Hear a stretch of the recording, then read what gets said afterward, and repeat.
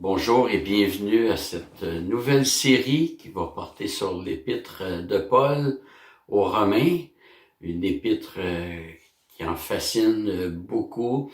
J'ai souvent entendu de la bouche de chrétiens que c'était leur épître préférée, l'épître qu'ils souhaitaient approfondir et donc, c'est une joie de rentrer dans ce monde où on voit des doctrines très importantes pour nos vies. Et mon défi comme enseignant, c'est de faire ressortir la doctrine du texte, mais pour montrer combien cette doctrine elle est pertinente pour nos vies. Une doctrine qui demeure juste académique, théorique, ça porte pas de fruits, mais Dieu nous donne la doctrine, c'est-à-dire les vérités bibliques articulées, présentées de façon systématique dans un système, voire le développement des notions. Et Dieu nous donne cela pour notre édification, parce que nous avons besoin de comprendre ces choses.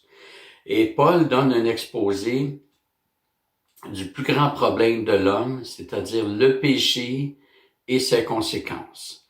Alors, avant d'aller plus loin, on va remettre ce temps à notre Dieu. Seigneur, merci pour cet épître. Merci pour toute sa contribution à notre compréhension du salut. Seigneur, je te prie de bénir cette étude, cette série dans nos vies, qu'on puisse vraiment grandir en toi. Donne-nous d'approfondir, de méditer ta parole et qu'on puisse puiser tous ces trésors, Seigneur. Amen. Et la contribution majeure de cette épître, c'est de savoir comment la justice de Dieu peut être possédée par l'homme. Le problème de la culpabilité est universel, que ce soit consciemment ou inconsciemment. Tous les hommes ont cette question en eux. Comment ne pas avoir cette culpabilité ou comment s'en débarrasser. Certains tentent de régler ce problème eux-mêmes et ils tombent dans l'idolâtrie. D'autres se distraient, s'évadent dans toutes sortes d'artifices qui peuvent être bons en soi. Ça peut être le sport, certains loisirs, mais quand ça vient à nous, quand ce qui est recherché, c'est de pas faire face à notre culpabilité, ça devient un problème. Alors, évidemment, le premier verset ouvre par l'auteur qui se présente, Paul, et malgré cette signature, il y a toujours des personnes qui se permettent de contester la paternité de Paul, comme ils le font pour pratiquement tous les livres de la Bible. Mais de façon presque unanime, la paternité de Paul est reconnue.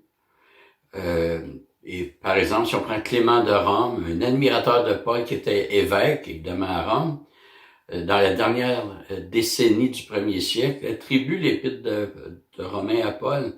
Tertullien, fin 2e, 3e, début 3e siècle, mentionne aussi cette lettre comme venant de Paul. Et il y en a d'autres. Mais on va s'intéresser surtout aux témoignages internes. D'abord, disons que l'épître aux Romains serait une des dernières épîtres à avoir été écrite. Et certains la considèrent comme la maturation de Galate, parce qu'il y a beaucoup de points communs, mais Paul est allé plus loin dans certains aspects dans l'épître aux Romains. Par contre, à l'inverse, l'épître aux Galates va davantage emprunter le thème de l'alliance avec Sarah et Agar, et alors que Romains emprunte pas directement cette voix. Ça ne signifie pas que c'est absent, mais on l'entend moins prendre le langage de l'Alliance pour présenter les doctrines.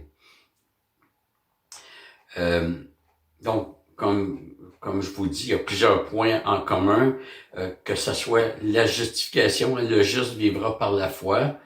C'est commun aux deux épîtres, Romains et Galates. Même le texte d'Habakkuk, le juste vivra par la foi, est cité dans Romains 1,17 et dans Galates 3,11. Quand il parle de la vieille nature qui est crucifiée, c'est présent dans Romains, c'est présent dans Galates. Je laisse tomber les versets, il y en a beaucoup. La marche par l'esprit aussi, c'est présent dans les deux, l'idée d'être enfant de Dieu, le témoignage du Saint-Esprit. C'est dans ces deux épîtres-là qu'on retrouve l'expression Abba Père. Sinon, on la retrouve ailleurs dans l'Évangile, mais dans toutes les épîtres, on la retrouve uniquement dans Romains et dans Galates, ce qui montre encore une proximité des deux épîtres. L'idée que toute la loi est accomplie par l'amour. L'idée de rendre des comptes à Dieu aussi, c'est présent. Donc, il y a beaucoup de thèmes communs aux deux épîtres, Romains et Galates.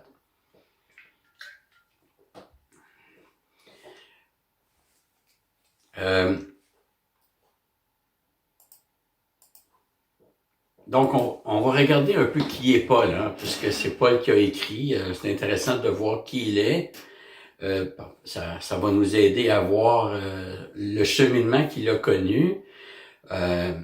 Alors, Paul est né à Tarse, en Cilicie, donc il n'était pas un juif originaire ou natif de la Palestine. Donc, on parle de Paul de Tarse ou Saul de Tarse. Saul, c'était son ancien nom. Une ville reconnue pour la culture grecque, ce qui va faire en sorte que Paul avait une connaissance très poussée de toute la culture grecque, des philosophies. Très jeune, il a reçu une formation à Jérusalem par un docteur de la loi très réputé, Gamaliel, lui-même petit-fils de Hillel, pour ceux qui s'intéressent à ça, mais c'était vraiment, là, on parle de la haute académie au sein du judaïsme. Paul le mentionnera lui-même, il était zélé pour Yahvé, pour la Torah, jusqu'à la violence. Et ça l'a même amené à persécuter l'Église. Par exemple, il avait approuvé le meurtre d'Étienne, on voit ça dans Acte 8, et la persécution, c'est justement lorsqu'il s'en allait persécuter des chrétiens sur le chemin de Damas que Jésus lui est apparu. Il s'en allait persécuter. Donc Paul était tellement zélé qu'il croyait qu'il fallait à tout prix, avec toute la portée de l'expression, il fallait à tout prix réduire à rien le christianisme, parce que pour lui, c'était contre le judaïsme.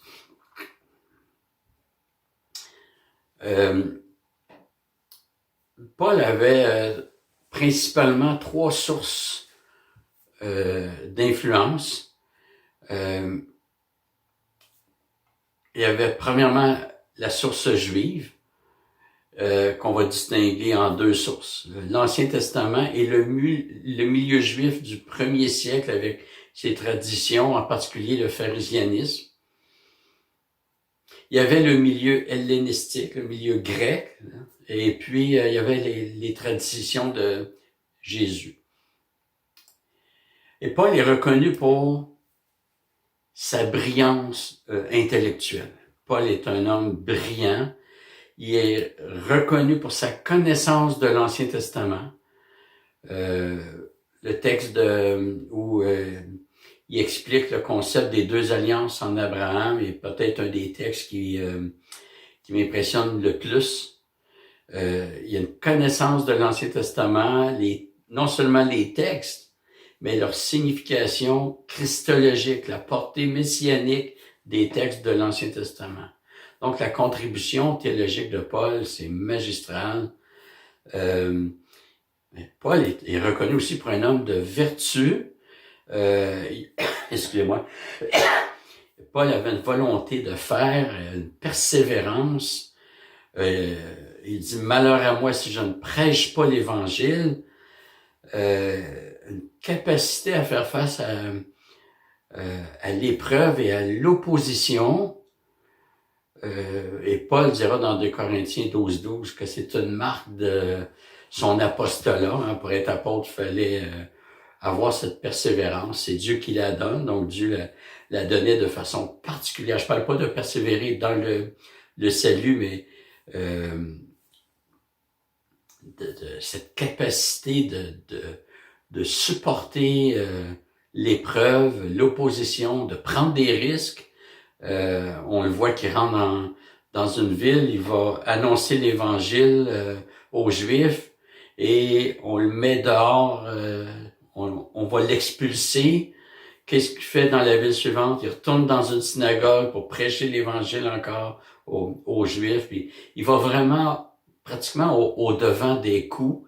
Il y a vraiment une force de caractère, un courage très particulier. Et Paul n'était pas juste un homme théologien, il était un homme de terrain aussi, comme il s'en fait peu. Et ça me trouble toujours un peu d'entendre des gens opposer théologiens et un chrétien pratique, comme si c'était un ou l'autre. C'est comme si c'était chaud ou froid, alors qu'il y a des théologiens très solides qui étaient des hommes de terrain. Je pense à Cornelius Van Til, un grand théologien du 20e siècle. Quand il allait enseigner, il prenait l'autobus et il partait plus tôt puis il faisait des détours avec son transfert d'autobus et il pouvait se promener dans toute la ville. Il partait plus tôt pour évangéliser les gens dans l'autobus. Il y en a comme ça qui étaient des hommes de terrain. Un homme de cœur aussi, un homme de compassion. Encore une fois, parfois on va opposer Paul et Barnabas. On dit Barnabas, c'est la compassion, la tendresse, la sensibilité. Mais Paul, c'est un gars de principe. Sous-entendu, est un petit peu froid, mais je regarde comment il met ses sentiments sur la table à chaque fois qu'il écrit. Il se présente là comme s'il était une mère qui veut prendre soin des brebis. Il est en prison, il pense pas à lui, il s'apitoie pas sur son sort. Il prie pour ses frères et sœurs, il leur écrit pour les encourager. Quand il a fait son premier voyage missionnaire, il a implanté plusieurs églises, en particulier en Asie mineure. Son deuxième voyage, il a fait quoi? Il est allé consolider, encourager ces églises-là. Et il faut lire l'épître à Philémon pour voir sa compassion. Si on se rappelle bien, Philémon avait un esclave du nom d'Onésime, et Onésime s'est enfui, et on pense qu'il s'est enfui en volant Philémon. Alors il s'est enfui, puis Onésime, on pense qu'il a commis d'autres crimes, il s'est ramassé en prison. Ou dans la même cellule que Paul. Et Onésime s'est converti en prison. Et Paul exhorte Philémon à accueillir Onésime maintenant, non plus comme un esclave, mais comme un frère. Et Paul dit, s'il te doit quelque chose, mets-le sur mon compte. Paul appliquait l'Évangile. Il avait vraiment un cœur, pas juste pour la doctrine. La vraie doctrine, la vraie théologie, c'est celle qui s'incarne dans la vie. C'est l'Évangile mis en action. Il s'inquiétait pour les différentes églises. Et dans Romains, en chapitre 2, verset 3, il dit « J'ai une grande tristesse et un chagrin continuel dans le cœur, car je souhaiterais être moi-même anathème et séparé du Christ pour mes frères, mes parents selon la chair, qui sont les Israélites. » Moi, je suis pas capable de dire que je préférais être anathème pour sauver des proches. Paul a écrit cela. À Acte 20, 19, il dit « J'ai servi le Seigneur en toute humilité, avec larmes, au milieu des épreuves que me suscitaient les complots des Juifs. » Mais il continuait de les aimer, il allait les évangéliser. Mes amis, j'ai une bonne nouvelle pour vous. En 2 Corinthiens 2,4, il dit « C'est dans une grande affliction, le cœur serré, avec beaucoup de larmes que je vous ai écrit, non pour vous attrister, mais pour que vous connaissiez l'amour extrême que j'ai pour vous. » Paul est un homme de compassion. La foi de Paul aussi est tout à fait notable. Comme j'ai mentionné, Paul en prison ne pleurait pas sur son sang. Il faut savoir que les prisons à l'époque, ce n'était pas les clubs med qu'on connaît aujourd'hui. J'ai jamais fait de prison, mais je suis allé à plusieurs reprises. En fait, au début des années 80, j'allais jouer du piano à chaque samedi dans une prison à Montréal, la prison Tanguy, une prison pour femmes. Et je voyais un peu le type de vie que ces femmes-là avaient. Évidemment, plusieurs auraient souhaité sortir, mais je peux vous dire que quand on arrivait à la cafétéria, il y avait toujours 2 repas. Si t'aimes pas par exemple, la lasagne.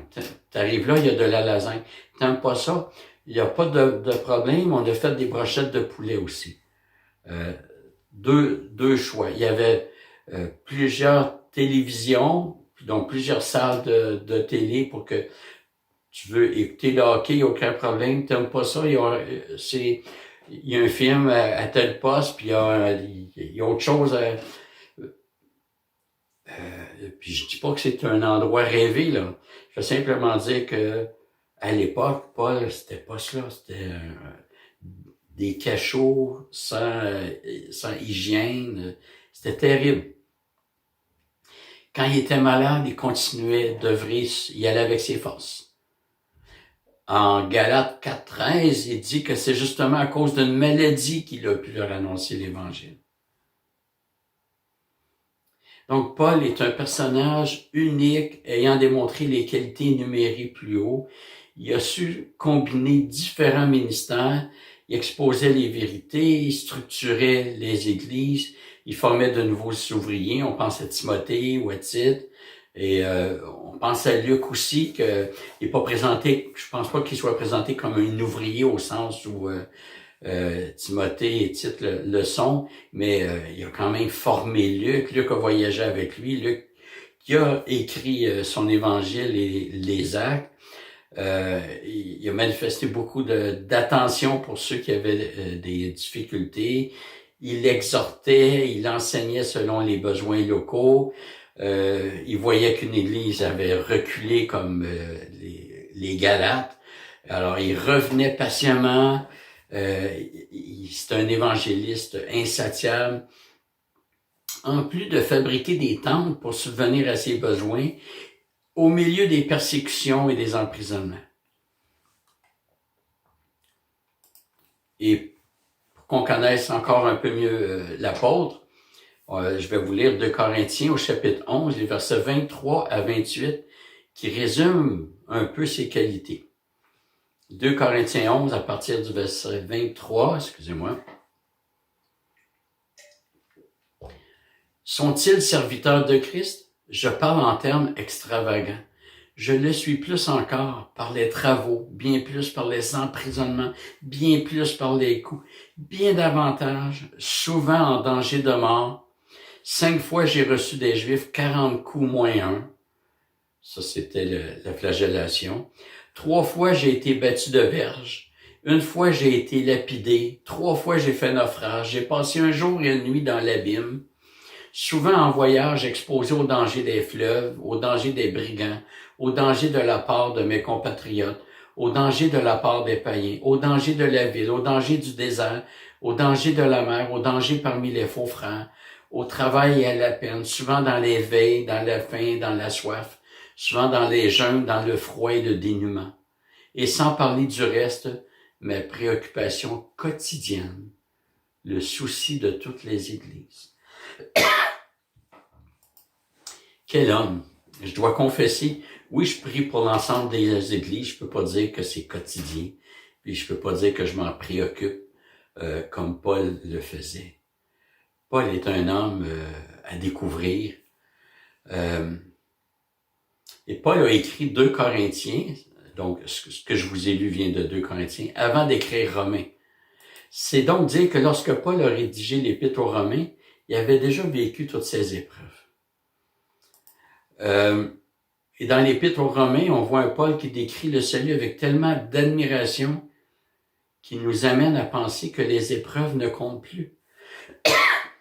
On le sent au chapitre 11, versets 33-36, où Paul semble ne plus pouvoir se contenir et interrompt son exposé théologique pour s'exclamer aux profondeurs de la richesse, de la sagesse et de la connaissance de Dieu, que ses jugements sont insondables et ses voies incompréhensibles. En effet, qui a connu la pensée du Seigneur ou qui a été son conseiller, qui lui a donné le premier pour qu'il ait à recevoir en retour. Tout est de lui, par lui et pour lui. À lui la gloire dans tous les siècles. Amen. Paul ne se plaignait pas de son sort. Jamais, jamais. Ça prend quelqu'un qui ne regarde pas aux circonstances, mais qui regarde au plan de Dieu pour affirmer cela. Paul est l'exemple, le modèle, à part le Christ est un modèle parfait, mais sinon, Paul, je trouve, c'est le modèle de renoncement à soi. Il se préoccupait des autres alors que lui était dans des situations très difficiles. Paul a su aussi promouvoir l'unité des chrétiens et il travaillait pour la solidarité.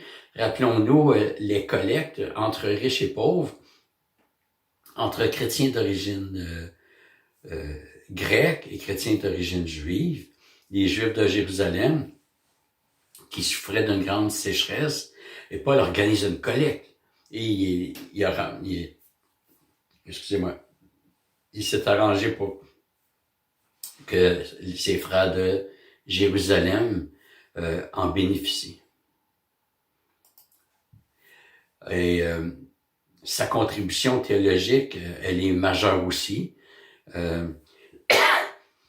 Je l'ai mentionné tantôt comme qualité, mais Paul reprend l'Ancien Testament et va leur donner une signification, il va donner la signification théologique de l'Ancien Testament. On sait que de l'Ancienne à la Nouvelle Alliance, on est passé des ombres à la réalité. Et Paul a fait toutes les connexions des ombres à la réalité. Il a bénéficié de ce que Jésus avait dit, parce que Jésus il en fait beaucoup. Mais la contribution de Paul, elle est très, très intéressante. Et la théologie de Paul débouchait constamment sur des applications pratiques.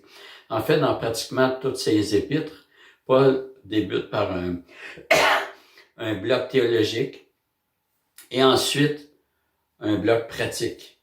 Par exemple, dans Romains, les 11 premiers chapitres, c'est de la théologie. 12 à 16, des aspects pratiques.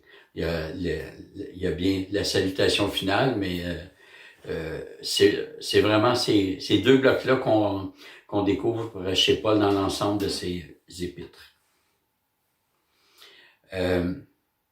Paul a découvert le rôle de la loi. Sa compréhension a été changée.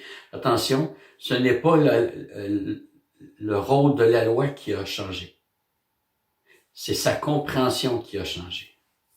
En Romains 3, 20, 22, Paul dit « Car nul ne sera justifié devant lui par les œuvres de la loi, puisque c'est par la loi que vient la connaissance du péché. Mais maintenant, sans la loi est manifestée la justice de Dieu, attestée dans la loi et les prophètes. Justice de Dieu par la foi en Jésus-Christ pour tous ceux qui croient. On verra ces versets-là quand on sera rendu au chapitre 3. Mais on peut apprécier cette compréhension renouvelée chez Paul, donc sur le rôle de la loi. Quand Paul s'est converti, vous vous rappellerez, on voit ça dans Acte 9, mais il y a d'autres chapitres de mémoire, je les ai pas ici, je pense Acte 20 et non plutôt 22 et 26 où Paul raconte à nouveau sa conversion. Et on se rappellera qu'il s'en allait à Damas pour persécuter les chrétiens et Jésus lui apparaît et Jésus dit à Paul, pourquoi me persécutes-tu? Paul aurait pu dire à Jésus, écoute, je t'ai jamais vu, je te connais pas, moi je m'en prends aux chrétiens, mais je m'en suis jamais pris à toi. Paul n'a pas répondu cela. Paul a compris que s'en prendre à l'Église, c'est s'en prendre à Jésus-Christ. Il a compris ce que Jésus a voulu dire.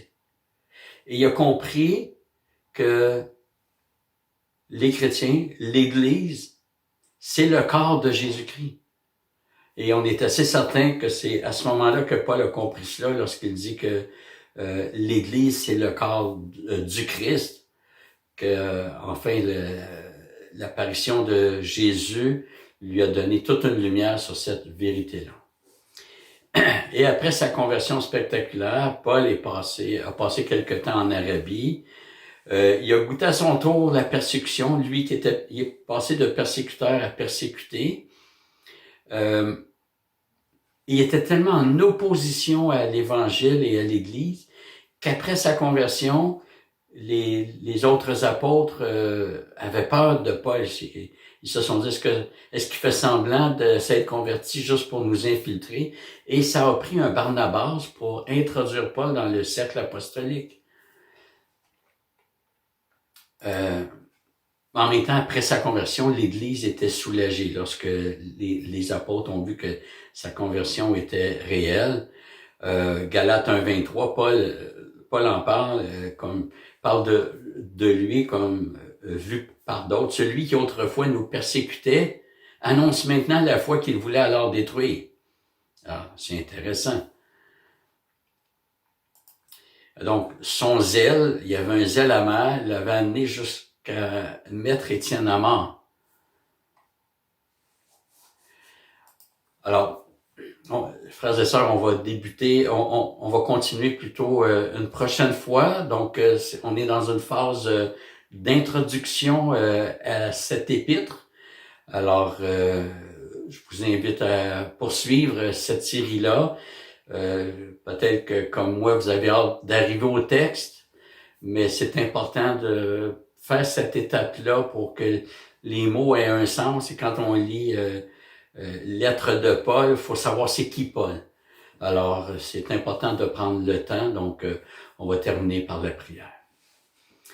Seigneur Dieu, merci pour ce bel exemple de Paul, cette vie consacrée.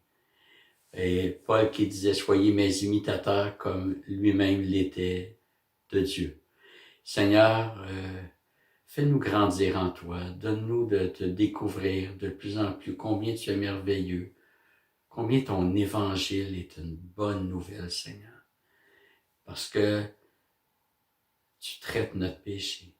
Tu ne passes pas par-dessus comme si c'était pas grave, mais tu ne nous fais pas subir les conséquences éternelles de notre péché. Jésus-Christ a tout accompli. Alors Seigneur, c'est vraiment ce qu'on veut découvrir de plus en plus par cette étude, cette série d'études. Bénis-nous, Seigneur Dieu, bénis mes frères et sœurs, et je te prie que ce temps de confinement soit l'occasion pour nous de peut-être prendre un peu plus de temps dans ta parole, dans la prière, peut-être aussi téléphoner à nos frères et sœurs, s'encourager, Seigneur Dieu. Amen.